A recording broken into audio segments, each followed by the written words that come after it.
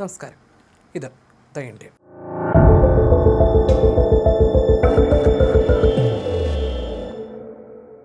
രാജ്യാതിർത്തിയിൽ പ്രതിരോധം ശക്തമാക്കുന്നതിൻ്റെ ഭാഗമായി ഇന്ത്യൻ സൈന്യം തങ്ങളുടെ പ്രതിരോധ തന്ത്രങ്ങളിൽ വലിയൊരു മാറ്റത്തിന് തുടക്കം കുറിക്കുകയാണ്.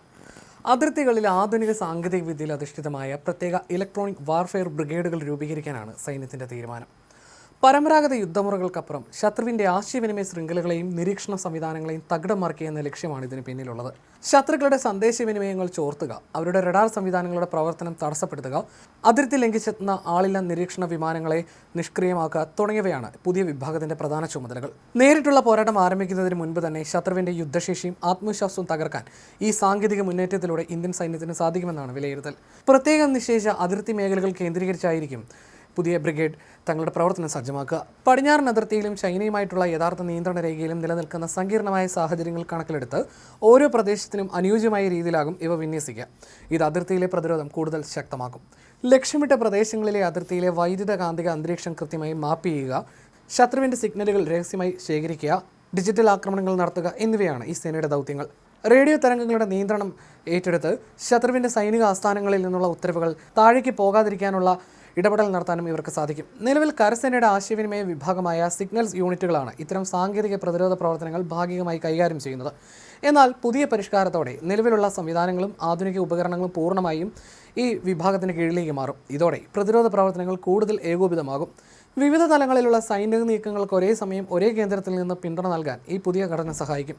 ഒരേ സമയം കര വ്യോമസേനകൾക്ക് ഒത്തൊരുമിച്ച് മുന്നേറാനുള്ള തന്ത്രപരമായ അന്തരീക്ഷം ഒരുക്കാൻ ശേഷിയുള്ള കൂടുതൽ ആക്രമണോത്സുകമായ ഒരു സാങ്കേതിക സേനയായി ഇത് മാറുമെന്നാണ് സൈനിക വൃത്തങ്ങൾ നൽകുന്ന സൂചന.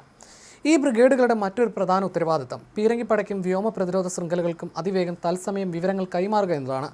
ശത്രുവിൻ്റെ ആളില്ലാ വിമാനങ്ങൾ, മറ്റ് വ്യോമാക്രമണ ഭീഷണികൾ, തന്ത്രപ്രധാന ലക്ഷ്യങ്ങൾ എന്നിവയ്ക്കെതിരെ ഒട്ടും സമയം കളയാതെ അതിവേഗം ഇടപെടൽ നടത്താൻ ഇത് സൈന്യത്തെ സഹായിക്കും. രഹസ്യ വിവരശേഖരണം, അത്യാധുനിക നിരീക്ഷണം, ജാമിംഗ് എന്നിവ ഒരുമിച്ച് കൊണ്ടുവരുന്നതിലൂടെ യുദ്ധക്കളത്തിലെ സാഹചര്യങ്ങൾ നിമിഷങ്ങൾക്കകം വിലയിരുത്താനും സാധിക്കും.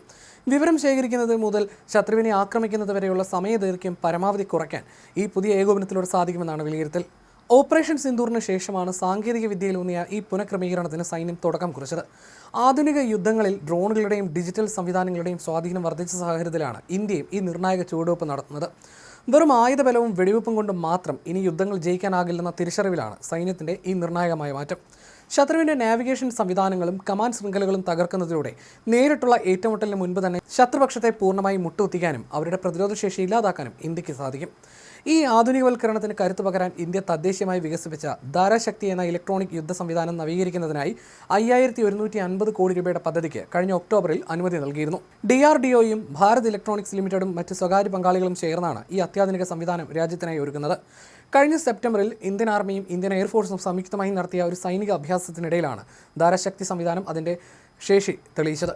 ശത്രുക്കളുടെ ആളില്ലാ വിമാനങ്ങളെ 150 കിലോമീറ്റർ വരെ അകലെ വെച്ച് കണ്ടെത്താനും ഡാറ്റ അനലൈസ് ചെയ്യാനും അവയെ പൂർണ്ണമായി നിർവീര്യമാക്കാനുള്ള കഴിവ് ഇത് പ്രകടിപ്പിച്ചു. ഇതിനോടൊപ്പം തന്നെ അതിർത്തിയിലെ തത്സമയ ഭീഷണികളെ കൃത്യമായി വിലയിരുത്താനും ഒരേ സമയം ശത്രുവിൻ്റെ തരംഗങ്ങളെ തടസ്സപ്പെടുത്താനുള്ള ജാമിംഗ് ശേഷിയും ഈ തദ്ദേശീയ സംവിധാനം വിജയകരമായി കാഴ്ചവെച്ചു കഴിഞ്ഞു. ഈ കരുത്തുമായിട്ടാണ് ഇന്ത്യൻ സൈന്യം ഇനി അതിർത്തി കാക്കുക.